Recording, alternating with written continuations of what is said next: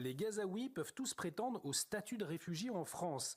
Alors la raison, vous allez le voir, elle est complètement hallucinante. Les 9 juges de la Cour nationale du droit d'asile ont estimé qu'ils pourraient être persécutés par l'armée israélienne. On va peut-être rappeler tout de même le mode opératoire de l'armée israélienne concernant les populations civiles. Alors le mode opératoire de l'armée israélienne, on peut le répéter pour la 10e fois. Hein.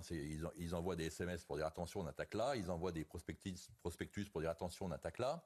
Le statut de réfugié n'a pu lui être accordé qu'en décidant que Israël persécutait les Gazaouis en raison de leur nationalité. Ces Gazaouis sont victimes d'une guerre qui a été déclenchée par le Hamas. Avec les terroristes du Hamas qui, on le sait bien, prend la population comme bouclier. Mettre le statut de réfugié, c'est, disons, infliger une connotation morale à l'action d'Israël à Gaza, alors qu'Israël se défend. Et le Hamas se sert de beaucoup de Gazaouis comme bouclier humain, ça faut quand même le rappeler. Est-ce que les Ukrainiens sont accueillis en Arabie Saoudite ? Est-ce qu'on a besoin d'accueillir des Gazaouis et toute la misère du monde ? Quand des Palestiniens et des Gazaouis arrivent dans nos territoires, avec quelle idéologie ils arrivent ? Ça, est-ce qu'il y a un contrôle d'idéologie ? Ça, je ne sais pas. On ne peut pas accueillir des gens qui ont une culture totalement opposée à la nôtre. Sans parler des terroristes qui pourraient se glisser